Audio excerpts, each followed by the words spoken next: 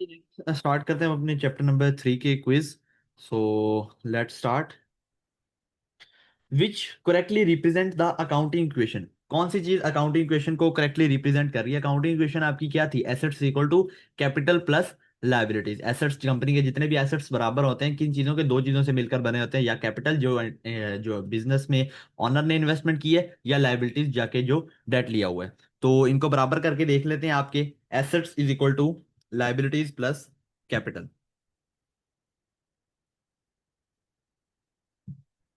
अच्छा, सबसे पहला बैलेंस करके देखें। कैपिटल आपके पास 18,000 दिया गया है, एसेट्स आपके पास 24,000 है, और लाइबिलिटीज आपके पास 6,000 है। तो अकाउंटिंग इक्वेशन लगाओ, assets is equal to liabilities plus capital. Liabilities plus capital is equal to asset होना चाहिए। ठीक है। तो लाइबिलिटीज पहले ऑप्शन में कितनी है? 6,000। कैपिटल कितना है? Liabilities plus capital 18,000। तो कितना बनता है? एसेट्स आपके 24,000 के होने चाहिए। Assets is equal to liabilities plus capital. तो लाइबिलिटीज कितनी है? 6,000। एसेट्स कितने हैं? 18,000। कैपिटल कितना है? 18,000। तो टोटल एसेट्स कितने बन गए? 24,000। तो ऑप्शन नंबर ए ही ठीक है मेरे ख्याल में, 24,000 ही बन रहा है आंसर है एसेट्स का।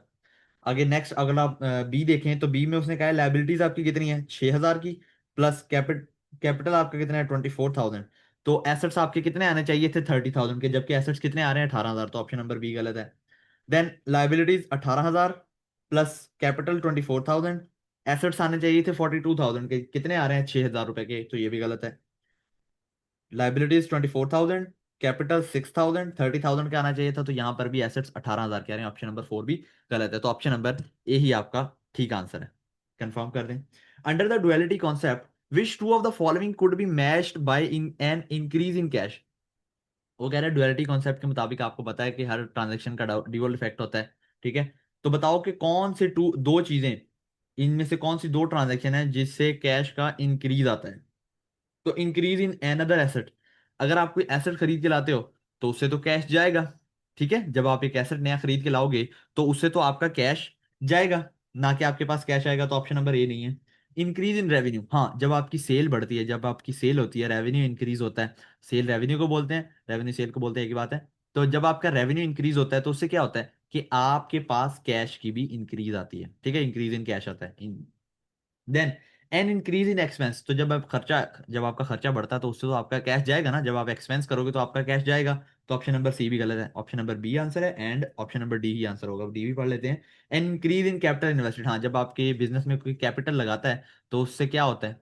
क्रेडिट कैपिटल, डेबिट कैश, या बैंक। ठीक है, आपके पास पैसे आ जाते हैं। तो option number B and D answer होगा। Then which of the following in transaction would be recorded as credit entry in the account mention? कौन सी ट्रांजेक्शन क्रेडिट एंट्री होगी? ठीक है, तो पढ़ते हैं। ऑप्शन नंबर ए है जी, an increase in the balance of bank ledger. जब बैंक लेजर में पैसे आते हैं, बैलेंस इंक्रीज होता है, तो वो डेबिट होता है। ठीक है, बैंक लेजर, या जिसे हम कैश बुक बोल रहे थे रिकंसिलिएशन में, तो जब उसमें पैसे आते हैं तो बैलेंस क्या होता है? डेबिट होता है, तो ना कि क्रेडिट। तो ऑप्शन नंबर ए गलत है। अ फॉल इन द लोन, अब लोन कम हुआ है तो लोन कम होने से डेबिट होगा। कैसे सर? लोन एक लाइबिलिटी होता है, और लाइबिलिटी जब इंक्रीज होती है तो क्रेडिट होती है, डिक्रीज होती है तो डेबिट होती है। ठीक है, तो उसने क्या कहा? Fall in loan, loan decrease हुआ, लाइबिलिटी डिक्रीज होती है तो डेबिट होगी। तो ये भी गलत है। हमें क्रेडिट एंट्री बतानी है। And increase in the sale, हाँ, सेल की एंट्री हमने सर पढ़ी है। सेल की नेचर क्या है जी सर? सेल की एंट्री क्रेडिट होती है। क्रेडिट सेल, जब भी सेल इंक्रीज होती है तो सेल क्रेडिट होती है। ठीक है, ऑप्शन नंबर सी आंसर आएगा। अब fall in trade payable, trade payable जो होते हैं वो क्रेडिट होते हैं। ठीक है, लाइबिलिटी होता है, क्रेडिट होती है। जब वो डिक्रीज करेंगे, फॉल कर जाएंगे, तब क्या होंगे? वो डेबिट होंगे। तो ऑप्शन नंबर डी भी गलत है। ऑप्शन नंबर सी ही आपका आंसर है। Then Sam paid for motor vehicle by bank transfer, bank से उसने पैसे किए हैं। What was the double entry recorded to record this? देखो, सैम ने कोई मोटर व्हीकल खरीदी है अपने बैंक के थ्रू, बैंक से पेमेंट की है। ठीक है, तो डबल एंट्री बताओ। तो मोटर व्हीकल आपका एसेट है, तो एसेट जब इंक्रीज होंगे, जब आप खरीद के लाओगे इंक्रीज होंगे, तो डेबिट मोटर व्हीकल। ठीक है, और क्रेडिट क्या होगा? क्रेडिट या बैंक होगा या चेक होगा। अगर चेक से पेमेंट किया या बैंक, दोनों में से कोई भी हो सकता है। तो पढ़ के देख लेते हैं। ऑप्शन नंबर ए जी, डेबिट बैंक नहीं, बैंक क्रेडिट होगा, पैसे जाएंगे, बैंक क्रेडिट होगा। ठीक है, बैंक से पेमेंट की है। तो ऑप्शन नंबर ए तो यहीं पे गलत हो गया। Option number B, debit motor vehicle account, credit bank account. जी हाँ, ये ऑप्शन नंबर बी ही आपका आंसर है। ठीक है, क्रेडिट के सी ऑप्शन देखो तो डेबिट कैश, कैश आएगा तो नहीं, कैश जाएगा। एंड डी ऑप्शन देखो, डेबिट मोटर व्हीकल और क्रेडिट कैश नहीं, कैश नहीं होगा, बैंक ट्रांसफर होगा। ठीक है, बैंक से पैसे गए हैं। Then Which of the following transaction have been entered into the bank ledger in the general ledger but the account has not been balanced off? अच्छा, वो कह रहा है कि कौन सा ट्रांजैक्शन है जनरल लेजर का, और आपको बताना है जी अकाउंट बैलेंस ऑफ नहीं हुआ है। ठीक है, कुछ एंट्रीज उसने बताई है बैंक लेजर की। What was the balance brought down on 8 जनवरी। देखो, एक बात याद रखो, टी अकाउंट का जिस साइड पे क्लोजिंग बैलेंस आता है ना, ठीक है, जब भी सवाल में आपसे पूछे कि बताओ आपका ब्रॉट डाउन यानी कि नेक्स्ट ओपनिंग क्या होगा, ठीक है, जब भी टी अकाउंट का क्लोजिंग बैलेंस आपसे पूछे तो आपने हमेशा ऑपोजिट एंट्री बतानी होती है। लाइक जैसे अगर आप इसको बैलेंस करो ना, एग्जांपल से समझो, 150, डेबिट साइड को बैलेंस करो, 150 प्लस 2000 प्लस 1500, उसमें से क्रेडिट साइड कितनी है, -1250 -2000, तो 400 का आपका बैलेंस बचता है। 400 का बैलेंस आपका किस साइड पे आता, आपका उसने क्रेडिट साइड पे लिखा होता है जब क्लोजिंग होती है, तो ओपनिंग साइड डेबिट साइड पे, क्लोजिंग क्रेडिट साइड पे।